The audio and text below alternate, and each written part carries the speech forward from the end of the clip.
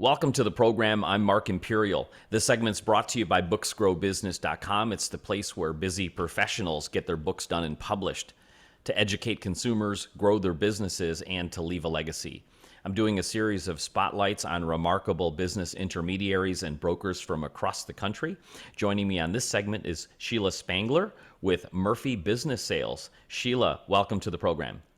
Hi, Mark. Thanks for having me. Sheila, tell us a little bit about your work and tell us specifically who are the types of clients that you specialize in working with and helping. Sure. Yeah. Well, I'm what's called a business broker or business intermediary, as we like to refer to ourselves. We are the person that helps a seller take a business to market and find a buyer and exit. So, I like to joke that I help people get into and out of businesses, and so that's my role, and I love what I do. And I've done this a total of about 12 years in two different stints. My last stint has been with Murphy Business for 6 years.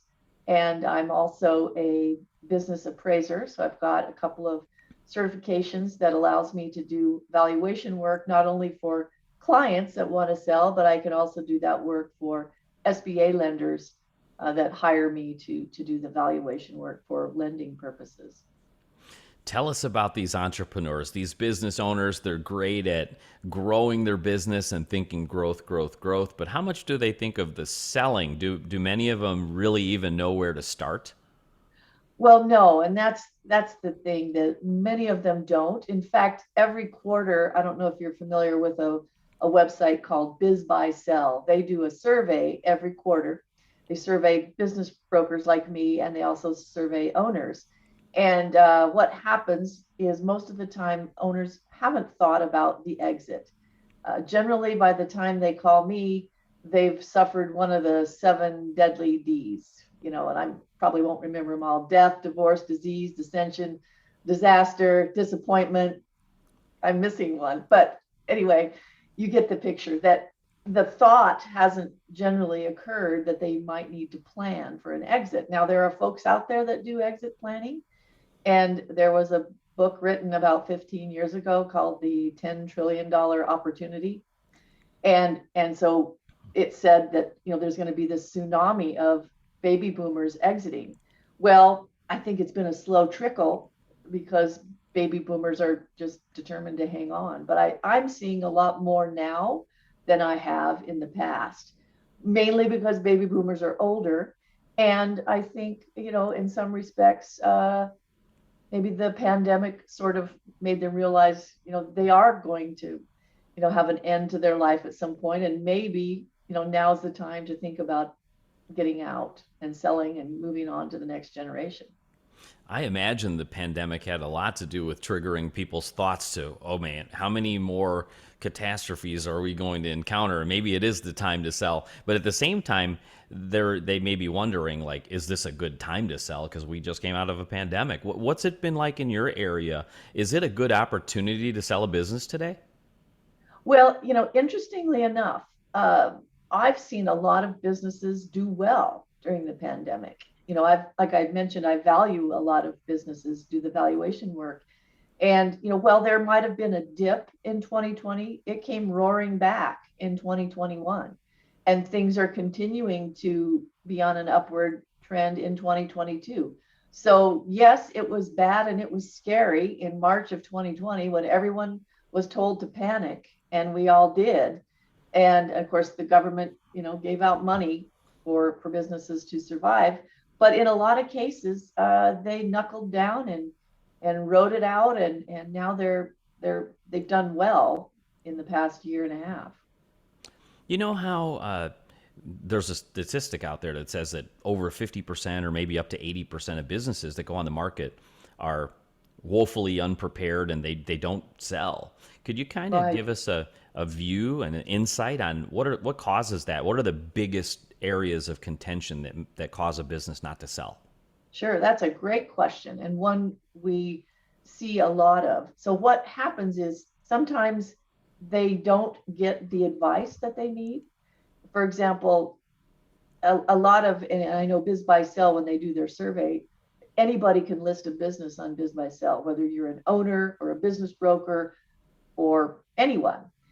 But those that generally don't sell haven't had any advice and counsel on, is it priced right? Have you done a valuation to know, does this price make sense?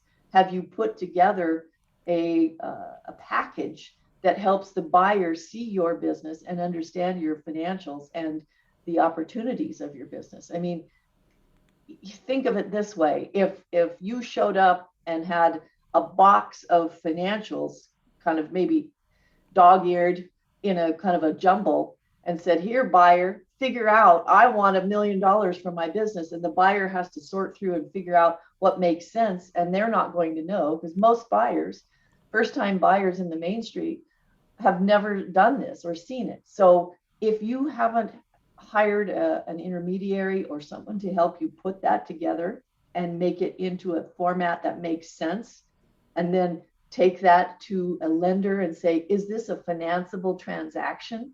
In other words, does the price make sense? Can the buyer put a reasonable amount down and be able to pay for it from the cash flow of the business after paying themselves a reasonable wage? Does it make sense? That's what gets deals done. When you fail to do that, it's a crapshoot. I mean, most of the time it fails. That's why it doesn't happen, because the buyer can't understand the opportunity, because it's a jumbled kind of box of papers. A lot of business owners are unaware of the services that a business intermediary or broker provides, which is one of the inspirations for this series. Do you find that owners have preconceived notions about how to sell a business, or are there any myths or misconceptions that you keep hearing over and over again?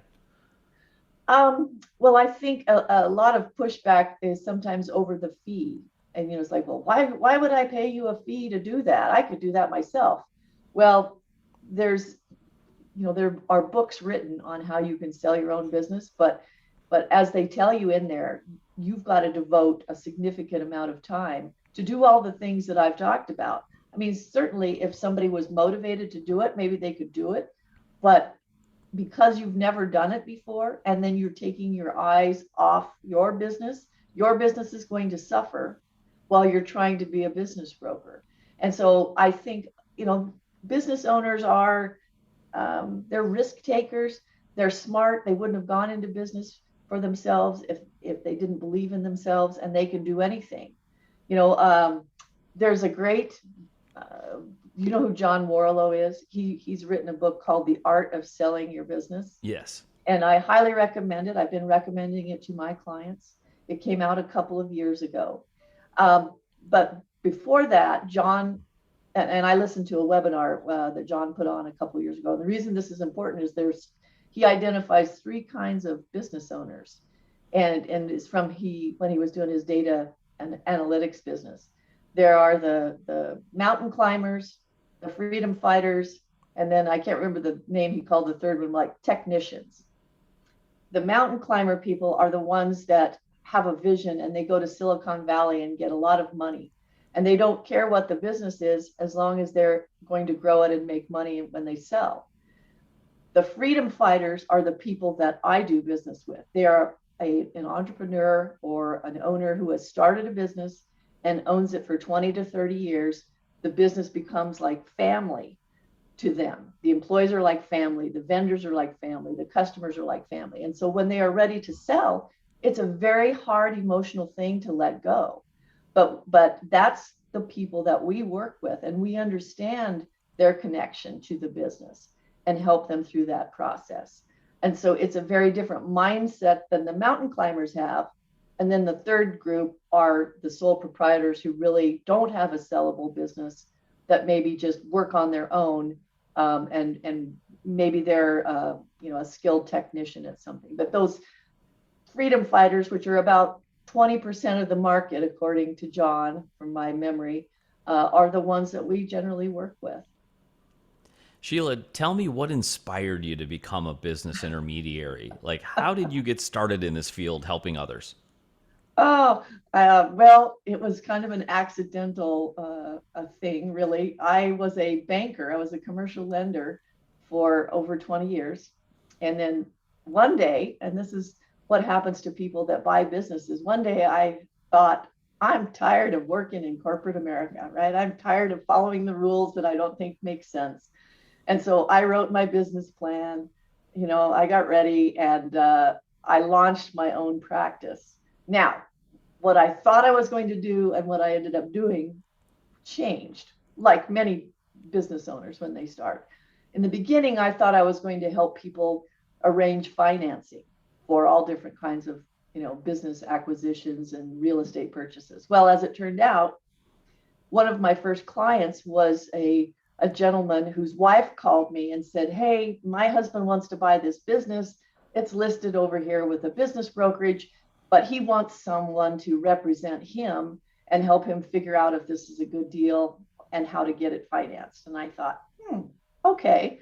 I really didn't, this sounds crazy, but I didn't really even understand what a business broker was.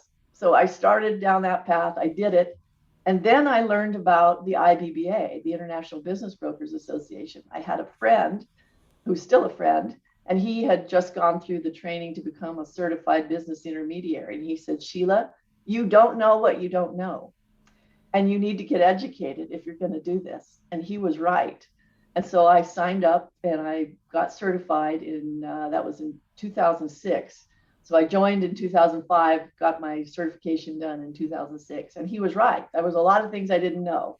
But, the IBBA is just a great support and educational opportunity for business brokers. And I highly recommend it.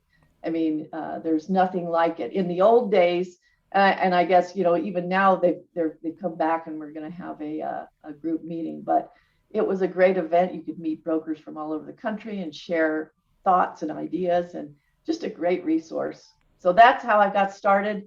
And I love what I do.